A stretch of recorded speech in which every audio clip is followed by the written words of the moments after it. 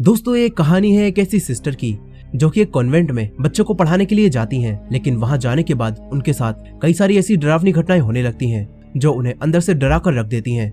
लेकिन फिर उन्हें कॉन्वेंट में छुपा हुआ एक ऐसा राज पता चलता है जो जानकर वो हैरान रह जाती हैं। लेकिन आखिर क्या था वो राज और आखिर किन घटनाओं ने उन सिस्टर को डरा कर रख दिया, चलिए जानते हैं इस कहानी में। तो कहानी की शुरुआत में हम एक लड़की को देखते हैं जिसका नाम नार्सिसा होता है।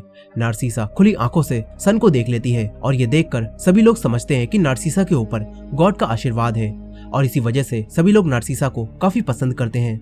अब कहानी 10 साल आगे जाती है जहां अब नार्सिसा बड़ी हो चुकी थी और नार्सिसा एक टीचर बन गई होती है।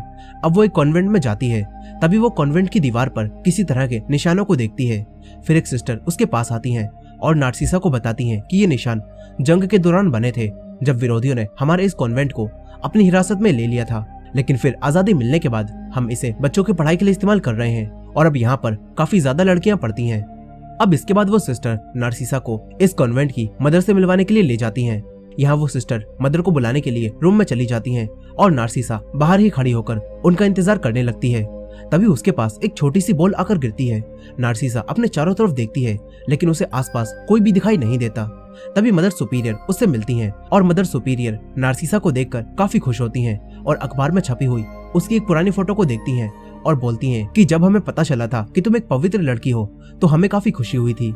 साथ ही मदर सुपीरियर नार्सिसा को ये भी बताती हैं कि अब तुम गॉड से मैरिज की रस्म को पूरी करके हमेशा के लिए इस कॉन्वेंट में रह सकती हो। लेकिन नार्सिसा को मदर की ये बात समझ नहीं आती क्योंकि वो किसी भी ऐसी रस्म को करने के लिए कॉन्वेंट में नहीं आई थी। लेकिन नार्सिसा मदर से कुछ भी नहीं कह पाती। फिर सिस्टर जूलिया नार्सिसा को बताती हैं कि कॉन्वेंट की एक सिस्टर यहाँ से जा चुकी हैं और उनकी जगह पर अब तुम्हें बच्चों को पढ़ाना होगा। इसके बाद सभी सिस्टर्स और मदर एक साथ बैठकर खाना खाते हैं, लेकिन नार्सिसा को कुछ ठीक नहीं लगता और वो खाना नहीं खाती। फिर नार्सिसा उस रूम में आ जाती है जहाँ वो रहने वाली थी। यहाँ नार्सिसा अपना सामान रखने लगती है, तभी उसे एक बॉक्स दिखाई देता है। नार्सिसा उस बॉक्स को खोलती है तो उसके अंदर उसे एक सीजर और एक नन की फोटो मिलती है जिनका नाम सोकोरो होता है। सिस्टर सोकोरो की डेथ हो चुकी होती है। नार्सिसा उस फोटो को देख ही रही होती है कि तभी उसके सामने रखी हुई एक चेयर अपने आप ही गिर जाती है। तभी नार्सिसा के रूम का दरवाजा कोई नॉक करता है। नार्सिसा डोर को खोलती है लेकिन बाहर कोई भी नहीं होता।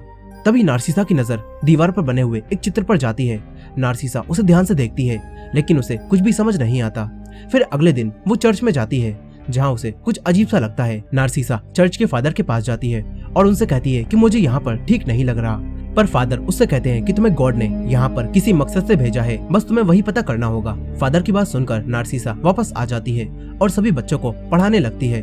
नार्सिसा जैसे ही बोर्ड पर अपना नाम लिखती है तो तभी एक बच्ची जिसका नाम रोसा होता है वो क्लास में ही टॉयलेट कर देती है। नार्सिसा उस लड़की को देखती है और क्लास से बाहर भेज देती है। साथ ही रोसा की बहन भी रोसा के साथ ही चली जाती है। फिर मदर सुपीरियर नार्सिसा को कॉन्वेंट की सभी नन की फोटो को दिखाती हैं और नार्सिसा से काफी अच्छे से बात करती हैं। तभी मदर उन्हीं सिस्टर की फोटो को देखती हैं जिनके घर वापस जाने की वजह से नार्सिसा को कॉन्वेंट में जगह मिली है। यहाँ मदर उन सिस्टर का नाम आइनेस बताती हैं। नार्सिसा अब सभी सिस्टर्स की फोटो को देखती है, तभी उसे एल्बम में एक फोटो की जगह खाली दिखाई देती है। अब नार्सिसा तुरंत ही अपने रूम में आ जाती है और उसी बॉक्स को दोबारा से खोलती है और सिस्टर सोकोरो की फोटो को बाहर निकालती है। जैसे ही नार्सिसा फोटो को बाहर निकालती है तो वही चेयर दोबारा से नीचे गिर जाती है। ये देखकर नार्सिसा हैरान रह जाती है। तभी उसे किसी के रोने की आवाज आती है। नार्सिसा डोर को खोलती है पर उसे बाहर कोई भी नहीं दिखता। तभी वो अपने पैरों के पास उसी बॉल को देखती है जिसे उसने पहले देखा था और अब वो बॉल खुद ही आगे बढ़ने लगती है। नार्सिसा उसके पीछे जाने लगती है और एक तहखाने तक पहुंच जाती है जहां नार्सिसा को काफी सारा सामान रखा हुआ दिखाई देता है। यही नार्सिसा को जमीन पर एक कपड़ा पड़ा हुआ दिखाई देता है जिसके अंदर एक कटा हुआ हाथ था। नार्सिसा उस कटे हाथ को लेकर मदर सुपीरियर और सिस्टर जूलिया के पास आ जाती है। सिस्टर जूलिया नार्सिसा से पूछती है कि तुम उस तहखाने में इतनी रात में क्या करने गई थी। इस पर नार्सिसा जूलिया से कहती है कि मुझे किसी की आवाज सुनाई दी थी और मैं उसका पीछा करते करते वहां पहुंच गई। लेकिन जूलिया नार्सिसा की बात पर यकीन नहीं करती। यही मदर सुपीरियर नार्सिसा से कहती है कि ये हाथ सेंट मार्था का है जो कि जंग के दौरान कटकर कहीं खो गया था। अब मदर सुपीरियर उस हाथ को कुछ फूलों पर रखती हैं और उस पर शीशे का गिलास ढक देती हैं और प्रे करने लगती हैं। अब इसके बाद जब नार्सिसा अपने रूम में सोने जा रही होती है तो तभी उसे एक सिस्टर कॉन्वेंट के किचन में काम करती हुई दिखाई देती है। नार्सिसा उन सिस्टर के पास जाती है और उनसे मदद करने के लिए कहती है। तभी सिस्टर उसे कुछ खाने को देती हैं और उसका टेस्ट पूछती हैं। इसके बाद वो सिस्टर फिर से नार्सिसा को कुछ और खाने के लिए देती हैं। नार्सिसा सिस्टर से और खाना देने के लिए मना करती है। तभी सिस्टर उस पर चिल्लाने लगती हैं। ये देखकर नार्सिसा दोबारा से वो केक खा लेती है जो कि सिस्टर ने उन्हें दिया था, लेकिन इस बार इस केक का स्वाद बिल्कुल अलग होता है। ये देखकर वो सिस्टर जोर जोर से हंसने लगती हैं। तभी नार्सिसा के मुंह से खून निकलने लगता है और जो केक उसने खाया था उसके अंदर इंसान की आंख होती है।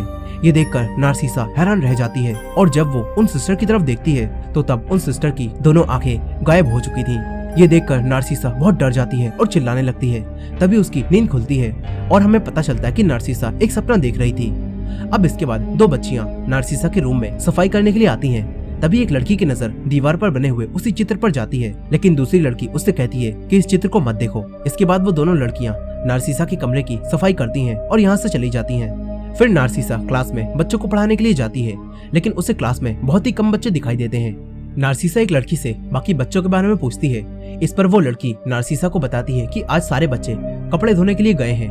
अब इसके बाद नार्सिसा भी उन बच्चों के पास जाती है। यहाँ वही लड़की रोसा नार्सिसा को बताती है कि हमारे माँ बाप कहते थे कि दूसरों की इस तरह से सेवा करने से या तो हमें एक अच्छा पति मिलेगा या फिर हमें एक अच्छी नौकरी मिलेगी। अब ये बात सुनकर नार्सिसा भी उनकी काम में मदद करने लगती है, लेकिन रोसा उन्हें ऐसा करने से मना करती है।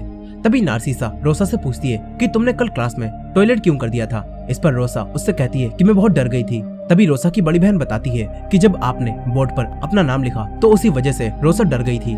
नार्सिसा रोसा से पूछती है कि तुम इस तरह से मेरे बोर्ड पर नाम लिखने से क्यों डर गई। इस पर रोसा नार्सिसा को कोई भी जवाब नहीं देती और अपनी बहन को लेकर यहाँ से चली जाती है। अब नार्सिसा प्रेयर करने के लिए चर्च में जाती है। तभी वो देखती है कि जो माला उसके हाथों में है उसमें से खून निकल रहा है। यहीं उसे एक सिस्टर भी दिखाई देती हैं जो कि हवा में उड़ रही होती हैं। नार्सिसा ये सब देखकर काफी डर जाती है। तभी उसके पीछे से सिस्टर जूलिया की आवाज आती है, जिससे नार्सिसा को पता चलता है कि ये सब बस उसका भ्रम था, लेकिन उसे बार बार ऐसे भ्रम क्यों आ रहे हैं ये कहानी में हमें आगे पता चलेगा। खैर यहीं पर जूलिया नार्सिसा से कहती है कि मुझे अभी मदर के साथ कुछ काम है, तो तुम प्रेयर करने के बाद सभी बच्चों को सुला देना। इसके बाद प्रेयर खत्म होने के बाद नार्सिसा सभी बच्चों के पास जाती है। यहाँ वो देखती है कि सभी बच्चे डांस कर रहे हैं। नार्सिसा बच्चों को सो जाने के लिए कहती है, लेकिन तभी सारे बच्चे नार्सिसा को अपने साथ डांस करने के लिए कहने लगते हैं। नार्सिसा भी बच्चों की खुशी के लिए उनके साथ डांस करने लगती है। फिर वो उन सभी को सोने के लिए बोलती है और सभी बच्चे गॉड से प्रे करने के बाद सोने चले जाते हैं। नार्सिसा भी अपने रूम में आ जाती है। वहीं रोसा की छोटी बहन रोसा को अपने साथ बाथरूम चलने के लिए बोलती है। इसके बाद रोसा और उसकी बहन बाथरूम में जाती है। दूसरी तरफ नार्सिसा अपने ऊपर गॉड का आशीर्वाद बनाए रखने के लिए अपने आप को अपने पापों की सजा दे रही होती है और गॉड से प्रे करती है। इस तरफ रोसा को बाथरूम का एक नल खुला हुआ दिखाई देता है। रोसा उसे बंद करने जाती है। तभी उसे जमीन पर पड़ी हुई एक सीजर दिखती है जो कि नार्सिसा को उसी बॉक्स में मिली थी।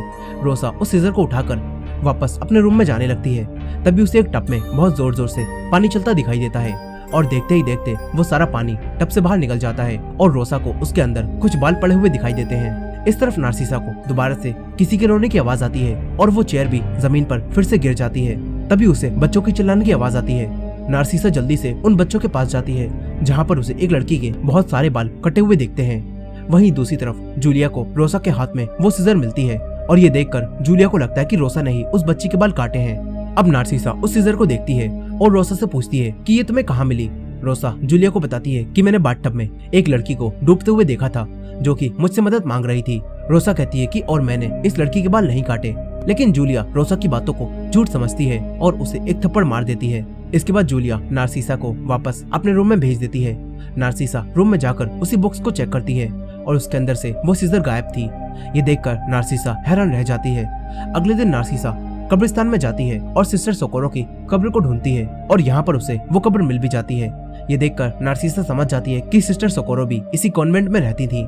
अब नार्सिसा सभी बच्चों को पढ़ाने के लिए क्लास में जाती है। यहाँ पर वो देखती है कि रोसा क्लास में नहीं है। इसके बाद नार्सिसा रोसा को ढूंढती हुई तहखाने में पहुंच जाती है जहाँ वो रोसा को कैद देखती है। नार्सिसा रोसा को खाने के लिए कुछ देती है पर रोसा खाने से मना कर देती है और कहती है कि मदर ने कहा है कि जब तक मैं ठीक नहीं हो जाती मुझे भूखा ही रहना होगा। ये बोलकर रोसा नार्सिसा से खाना लेने से मना कर देती है। यही नार्सिसा रोसा से पूछती है कि कल रात तुम डूबती हुई लड़की के बारे में आखिर क्या बताना चाह रही थी। इस पर रोसा नार्सिसा से कहती है कि मैंने कल जो भी बताया था वो सब सच था, पर किसी ने भी मेरी बातों पर यकीन नहीं किया। साथ ही रोसा नार्सिसा को ये भी बताती है कि सिस्टर आइनेस को भी मैंने ये सब बताया था, लेकिन इसके बाद से ही सिस्टर आइनेस कहीं गायब हो गई। ये सुनने के बाद नार्सिसा रोसा से पूछती है कि तुमने सिस्टर आइनेस को आखिर क्या बताया था। इस पर रोसा बोलती है कि मैंने सिस्टर आइनेस को बताया था कि यहाँ पर एक बच्ची की आत्मा है जो कि यहाँ पर घूमती रहती है। साथ ही रोसा नार्सिसा को बताती है कि सिस्टर आइनेस ने उसी बच्ची की आत्मा के बनाए हुए उसी अधूरे चित्र को पूरा कर दिया था और उसके बाद उस लड़की ने बोर्ड पर सिस्टर आइनेस का नाम लिखा और फिर सिस्टर आइनेस यहाँ से गायब हो गई।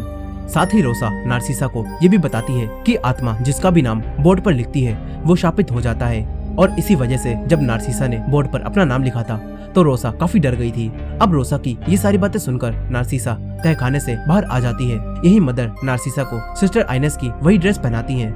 यहाँ नार्सिसा मदर से पूछती है कि क्या सिस्टर आइनेस डर की वजह से ही ये कॉन्वेंट छोड़कर गई हैं। पर मदर नार्सिसा से बोलती है कि वो लड़कियां ये सारी बातें अपने मन से बनाकर बोलती हैं और तुम्हें उनकी किसी भी बात पर यकीन करने की कोई भी जरूरत नहीं है। ये बोलकर मदर किसी काम से सिस्टर के पास से चली जाती हैं। यही नार्सिसा सिस्टर आइनेस की ड्रेस पहनकर अपने आप को देखने लगती है। तभी उसके मुंह पर डला नकाब नार्सिसा का गला दबाने लगता है और वो कपड़े नार्सिसा के शरीर को अचानक से दबाने लगते हैं। नार्सिसा की सांस रुकने लगती है। तभी नार्सिसा फिर से नींद से जागती है और उसे पता चलता है कि उसे एक बार फिर से भ्रम हुआ था। अब नींद से जागकर नार्सिसा दीवार पर बने हुए उसी चित्र को देखती है और वो अब पहले से बढ़ गया होता है। अब नार्सिसा क्लास में जाती है और सभी बच्चों को पढ़ाने लगती है। नार्सिसा सभी बच्चों को सूर्य ग्रहण के बारे में बताती है। तभी एक बच्चा नार्सिसा से पूछता है कि क्या सूर्य ग्रहण को देखने से आंखें खराब हो जाती हैं? इस पर नार्सिसा उस बच्चे से कहती है कि हाँ, ऐसा हो जाता है। यही नार्सिसा रोसा को देखती है जो कि बहुत चुपचाप बैठी होती है। तभी अचानक बोर्ड पर रोसा का नाम लिखा आता है और रोसा समझ जाती है कि अब वो भी शापित हो चुकी है। ये देखकर रोसा काफी डर जाती है और क्लास से भाग जाती है। यहीं बाकी सारे बच्चे भी डर जाते हैं और चिल्लाने लगते हैं। नार्सिसा उन सभी बच्चों को शांत कराती है और रोसा के पीछे जाती है। नार्सिसा रोसा के पास जाकर उससे बोलती है कि मुझे तुम्हारी सारी बातों पर बिल्कुल यकीन है और मुझे भी लगता है कि यहाँ पर जरूर कोई आत्मा है। इसके बाद नार्सिसा रोसा से कहती है कि मुझे उस आत्मा को देखने के लिए तुम्हारी मदद चाहिए। इसके बाद वो दोनों नार्सिसा के रूम में आ जाती हैं और दीवार पर बने हुए उसी चित्र को देखती हैं और उसे पूरा कर देती हैं, जैसा कि सिस्टर आइनेस ने किया था। चित्र पूरा करने के बाद थोड़ी देर तक कुछ भी नहीं होता, लेकिन फिर अचानक से वही चेयर दोबारा से जमीन पर गिर जाती है। तभी रोसा नार्सिसा से कहती है वो आत्मा आपके बिल्कुल पीछे खड़ी है। नार्सिसा पीछे मुड़ती है लेकिन उसे कुछ भी दिखाई नहीं देता और अचानक से रोसा नार्सिसा के रूम से गायब हो जाती है। ये देखकर नार्सिसा काफी डर जाती है और रोसा को ढूंढने लगती है। नार्सिसा सिस्टर जूलिया को बताती है कि रोसा गायब हो गई है। ये सुनकर सिस्टर जूलिया नार्सिसा से कहती है कि तुम उस लड़की की बात पर जितना यकीन करोगी तुम्हारे साथ उतने ही हादसे होते जाएंगे।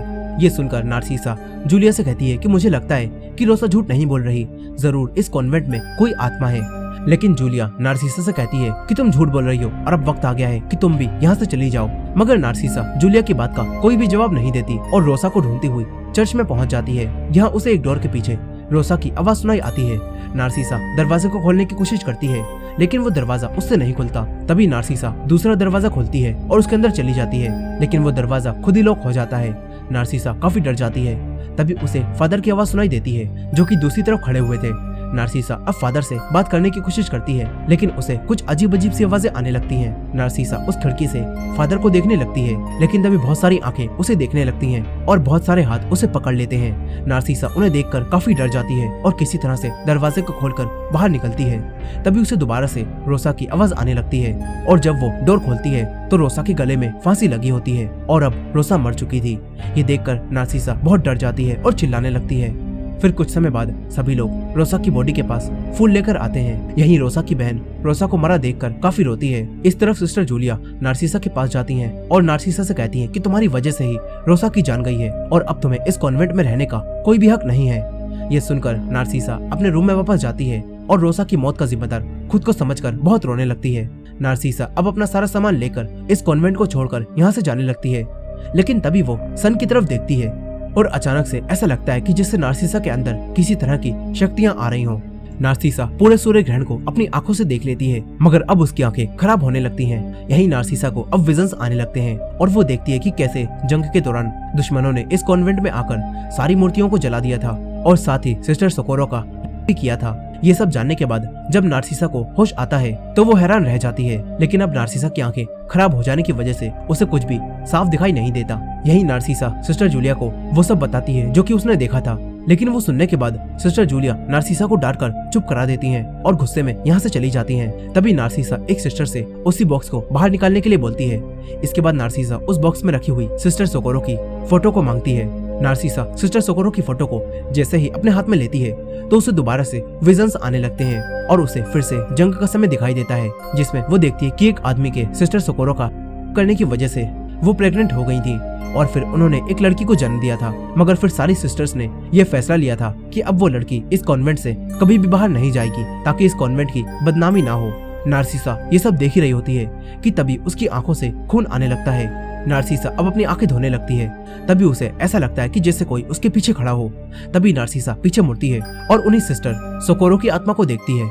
यहाँ सिस्टर सोकोरो की आत्मा नार्सिसा को कुछ खराब फूल देती है और उसका हाथ पकड़ लेती है। फिर पता चलता है कि जब सिस्टर सोकोरो की वही बेटी बड़ी हो गई थी तो तब एक दिन उसकी बहुत ज्यादा तबीयत खराब हो गई और सोकोरो चाहती थी कि उसे डॉक्टर के पास ले जाए, लेकिन सिस्टर जूलिया और मदर सुपीरियर ने उस बच्ची को कॉन्वेंट से बाहर नहीं जाने दिया क्योंकि वो नहीं चाहती थी कि उनके कॉन्वेंट की बदनामी हो। उन दोनों ने उस लड़की के टेम्परेचर को नॉर्मल करने के लिए उसे पानी में डाल दिया, पर वो बच्ची पानी से डरने लगी और भागने की कोशिश करने लगी, जिस वजह से उसका सर बाथटब से टकराया और वो वहीं मर गई। और फिर इसी वजह से सिस्टर सोकोरो ने भी फांसी लगाकर अपनी जान दे दी। ये सारी बातें जानने के बाद नार्सिसा हैरान रह जाती है। उसे सिस्टर सोकोरो के लिए काफी दुख होता है और अब नार्सिसा उसी दरवाजे को खोल देती है जिसके अंदर सिस्टर सोकोरो की आत्मा कैद है।